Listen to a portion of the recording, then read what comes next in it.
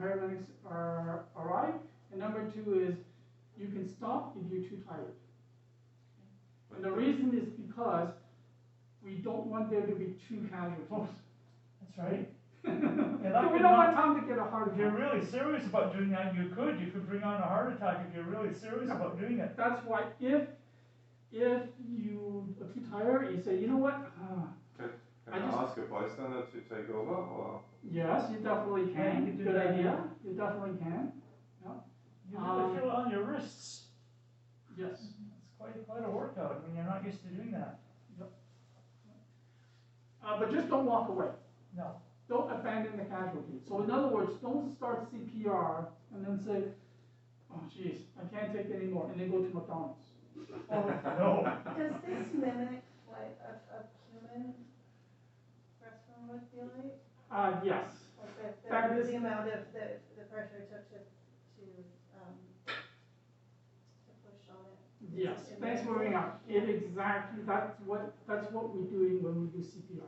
Well, the Okay? old We're one- trying to. Sorry, let me finish. Yeah, go. We're trying to squeeze the heart. The valves will automatically make sure the blood flows the correct way. That's why we don't have to worry about the ventricles, the HVL, which we squeeze. We just don't care.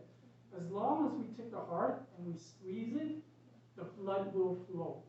Now, if you're slightly off on where, like, so, it's obviously not gonna be calm like this, where we're taking our time and putting our hand in. Yes, We're- thanks for we're bringing up. just- That's why We're just jumping, if we're a little bit off. I know I exactly don't what think you're it trying will to be, say. but like, you know what I mean, if I was, you're getting started and you're kind of over here somewhere, but.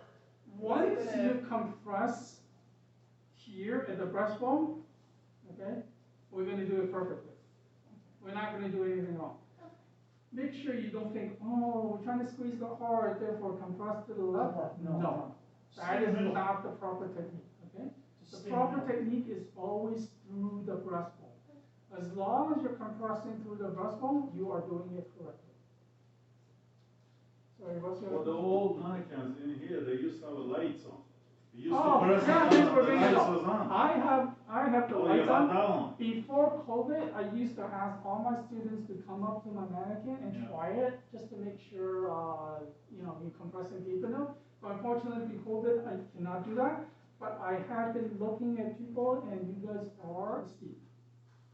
And you brought up something that I'm gonna expand on that a little bit more, okay? The whole point of doing CPR is to squeeze the heart. This part right here, very, very rigid, very, very tough. But we need to go this deep, otherwise completely pointless. If we just kind of like pretending, oh yeah, I don't want to hurt him, you're not squeezing the heart, no point. Okay? However, psychologically, just be aware it is whenever you decide to do CPR on somebody, you make the call and say, yeah, I'm going to do CPR on this person. Know that it's a very traumatic experience, both for the casualty and yourself. So be prepared. You are going to crack some ribs, especially for an older person, okay? 30, 40, 50. Once you get to 60 and 70, for sure you'll crack the ribs. The older you go, the more likely you will crack the ribs. If they're teen, maybe you can get away with not cracking the ribs because they're more pliable. But the older you are, the more likely you're going to crack the ribs. The bones may not stick out. As you're doing the CPR, the bones may not stick out, but inside they will be cracked and they'll be puncturing the lungs, doing a lot of damage. Okay? That's if you're overdoing it. No. Is Not that you're overdoing it. Thank you for If bringing you it up, don't, and I want if to you don't emphasize put it. enough You're force. doing it properly. So they can survive even. You keep them viable. The word is called viable. Okay? So you keep them viable. When the doctors come, they will help them. They will fix whatever damage you do. The question is, well, why are we doing so much damage to a person? We have no choice. we're trying to squeeze the heart. It's not a natural thing that we're trying to do, okay?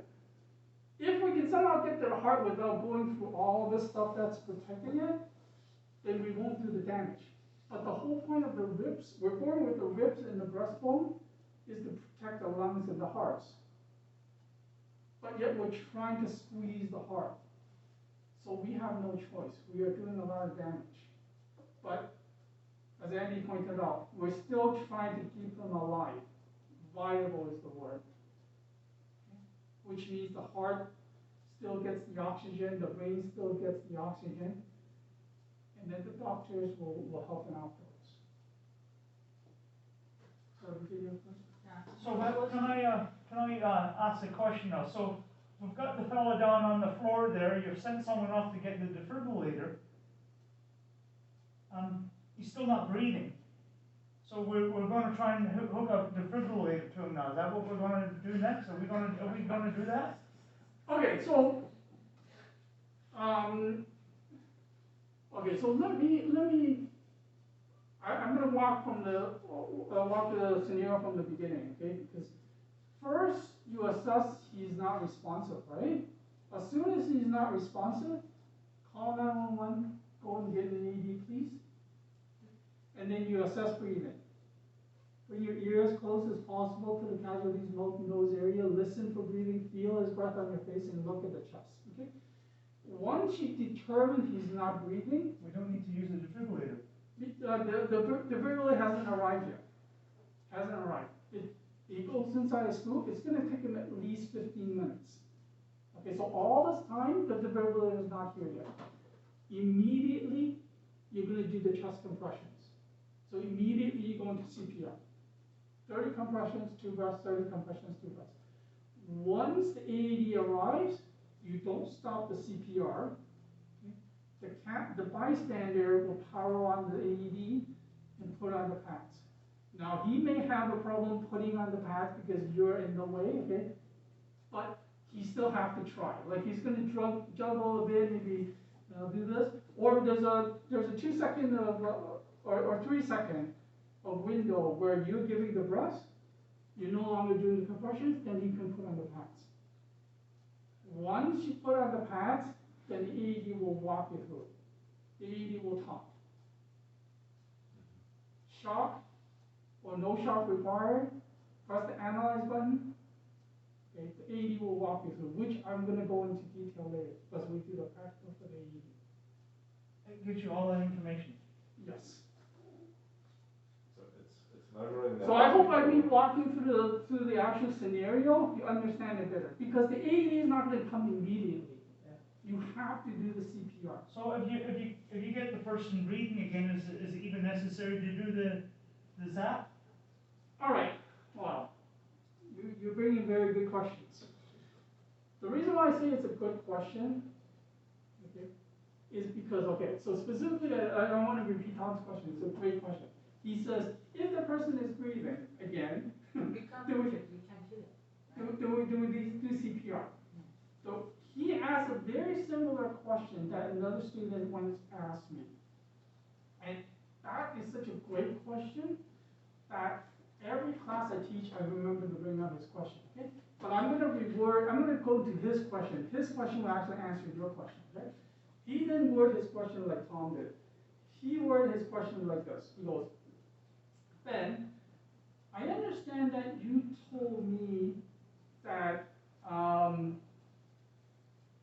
once you assess breathing and you realize he's not breathing, we immediately go into CPR. But what if I'm not sure? He says, I'm just not sure if he's breathing or not. I think he's breathing. I think I hear something, but then maybe